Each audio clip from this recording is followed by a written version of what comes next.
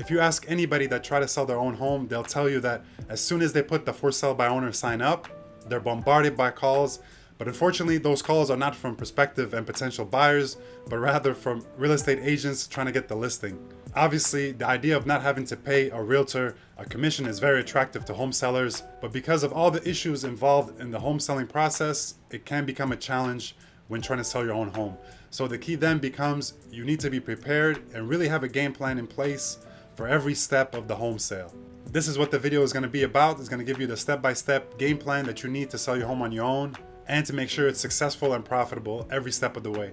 And before we start, my name is Ali. I'm a local realtor, and if you're thinking about selling your home on your own, I have a bunch of resources that can help you out. I have a for sale by owner marketing toolkit, gives you a lot of step-by-step process and gives you a lot of inside knowledge. The next one is a for sale by owner backup plan. That's going to give you the next best option to selling your own home.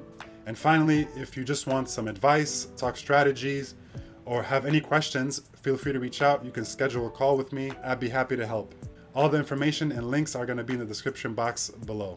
So with that said, let's jump into the video. As we talked about before, the key is to be properly prepared. If you're not, your home can sit on the market a lot more than you expected because you're not attracting and getting quality offers from buyers. And to help you prepare, these are the 10 inside tips that you should know about before making the decision to sell your own home. All right, let's start with step number 1, and that's to price it correctly. Correctly setting your asking price is very crucial because even setting the price too high can be as costly as setting it too low.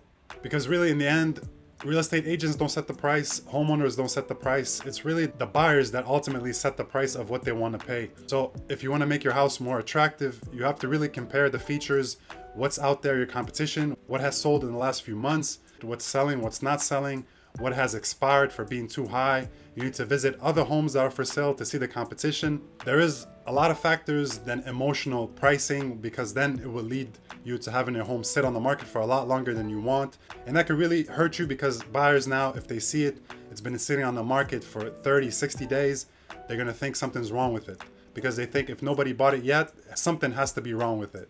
Also, carefully budget your selling costs and prepare a net proceeds sheet to calculate your best estimate on what you will take away from your home sale. It's step number 1, but it should not be taken lightly at all. You really need to do your homework at this. I recommend you having a realtor or a professional give you a good asking price on your home because it definitely helps selling it faster for more money. All right, so step 2 is preparing your home for sale. We all know first impressions are crucial, whether first dates or curb appeal. When you first pull up to the home, it's very important that they have a positive experience seeing your home. So really put yourself in their shoes, drive up to your home, see what kind of emotion your home evokes, if there's any out of place items, if there's things cluttering the home, the driveway, everything affects the first impression that the buyers get when they first see your home. That also means don't gloss over much needed repairs and fixes because buyers won't gloss over it. They'll see every little detail that's off, they're really paying attention. So you should too. Your job is really to make your home stand out as much as you can from the competition so the buyers only have positive things to say. On the inside, that means you have to get packing. So all the family pictures, all the clutter, all that has to go. If you need to rent out a storage unit to put the stuff in while you're showing the home, the buyers don't want to come in and see other families living in the home. It doesn't make them feel like they're going to buy a home. It feels like they're visiting somebody. So everything, the personalized touches, it has to go. Buyers don't want to see a cluttered home. It doesn't really make a positive impact with them. So you got to make sure that everything is taken down. The walls aren't crowded. There's no drawing on the wall. Organize the kids' toys. And you also have to scrub because buyers will open everything. Cabinets, drawers, windows, inside and out, toilets, showers, decks, and stairs. And at the end, you have to add the finishing touches. That means hanging new towels in the bathroom. You can replace light bulbs that don't work anymore. Put the dishes away. Pay special attention to the floors, countertops, light fixtures. And one very important thing that a lot of people ignore is the smell. How does your home smell? So if you've gone nose blind, have somebody, a friend, the neighbor, anybody come in and see if they smell anything weird, if something's off. Light a candle, open the windows, air it out. Because the last thing you want to do is lose a home sale because it didn't smell nice. And finally, rearrange the furniture. Is there a better way that you can place the furniture that gives it a bigger feel? I would also recommend you staging the home if you can, because we know that properly staged homes sell on average 3 to 5% more definitely consider that. A lot of times what we think house furniture looks best is not the best, it's not the most optimized, and what the buyers would like to see. So keep that in mind. Step 3 is to prepare yourself with all the necessary legal documents. Not surprisingly, there are a lot of legal contracts and documents that you need to assemble and complete and understand.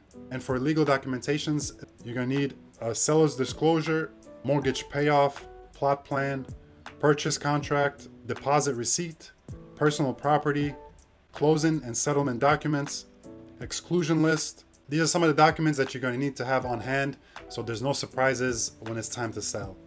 Step 4, and really my personal favorite, this is my bread and butter, it's to market your home effectively. Above all, you should really be service-minded and really make it easy for prospective buyers to view your home.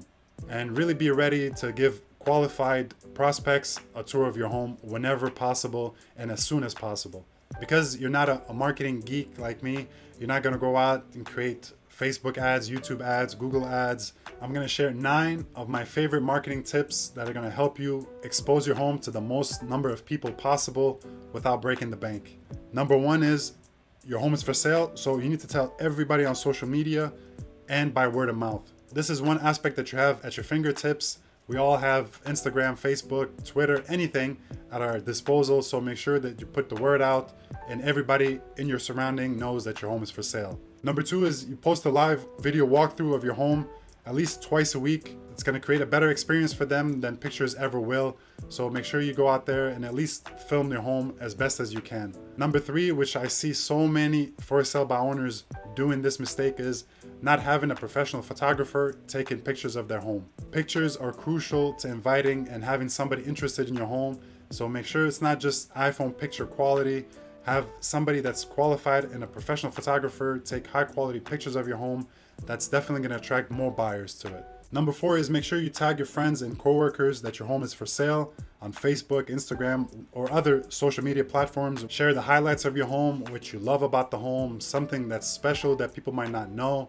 And throughout the week, update with the process. How's it going? What's new? How many buyers came through? Which will also keep your house in the back of their mind if they ever run across somebody that's thinking about buying a home. Number 5, which is really easy to do also, is to have your home on Facebook Marketplace, which is free. This is an easy way to get exposure for your home. There's a lot of people on Facebook Marketplace. Number 6, and I don't know how feasible it is, but it could be very easy depending on the software you have, is to create a special website for your home. But you really need to put it online because a lot of people now, they browse online. Put it online, have the address as your home. So if your home is 123 Main Street, it'll be 123mainstreet.com. Have pictures, maybe an instant open house where they can sign up to view your home. Really make it accessible to a lot of people. Number 7 is to create marketing material for your home. It's easy. If you go on canva.com, it's free.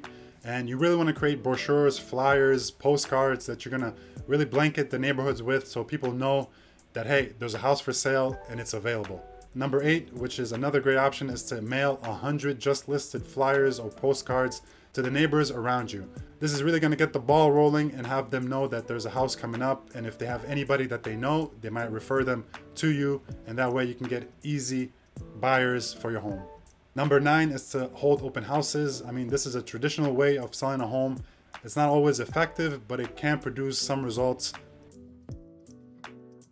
And number 5, even though it's small, it's really important, and that's to remain objective when showing your home.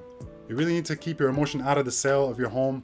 Easier said than done, of course, but the best way to do this during a showing is to remain physically in the background. And if you ever hear the prospective buyer saying anything negative about the home, you can simply counter with something positive or something that you like. But that's definitely better than becoming defensive or even arguing or getting in a shouting match with the buyer. You never want to do that. Always stay calm, cool, and collected, and really showcase the pros and benefits and the best features of your home. If you do that, it'll definitely net you more money in the end than having a shouting match or a confrontation with the buyer. Step number 6, and we touched upon that earlier, and it's to pre-qualify the prospect. What I mean by that is you have to know who your buyers are so you don't waste your time entertaining buyers who could never afford your home. The last thing you want to do is show your home to people that could never afford it and are just out there just looking at homes.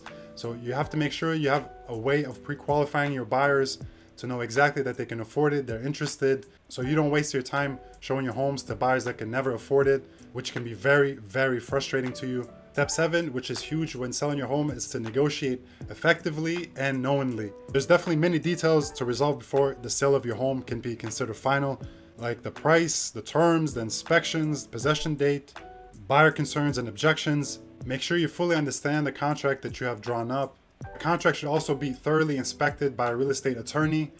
There are some real estate brokers that may be willing to help you with this also. Definitely know the details of the contract before selling your home.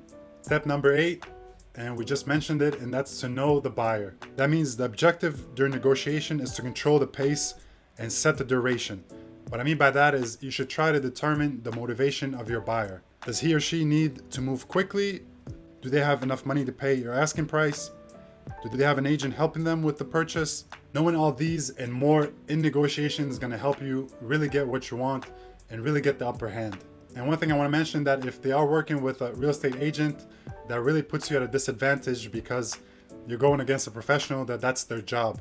So you really have to make sure that you know exactly what you want out of your home and you know exactly what your home is worth, and really be confident in your negotiation skills. Step number 9, don't move out before you sell. Studies have shown that it is more difficult to sell a home that is vacant. It just looks like it's been forgotten and nobody lives there. It's not appealing. It can also tell the potential buyer that you're motivated to sell because you've already moved on and you really want to sell this home because it's vacant. And that could really be a problem when you're at the negotiation table and they have that advantage. Step number 10 is to know why you're selling, and definitely keep that information to yourself. That's important because different goals will involve different strategies. So depending on what you want, you'll have to take the path for that goal. But whatever the reason, make sure you keep that to yourself so it doesn't end up being in the negotiations and used against you. And if the agent or the buyer ever asks you why you want to sell, just simply say your housing needs have changed. That's it. They don't need to know more. They're going to dig, try to get some more information out of you so they can use it against you. Keep your reasons for yourself. That's private. I really want to emphasize that you don't take what Zillow offers as a listing price because it could be way off. I've seen people lose tens of thousands when just relying on Zillow because it's not accurate. They don't know everything about your home. So make sure you get a professional opinion and be ready to receive a lot of real estate agent phone calls trying to list your home.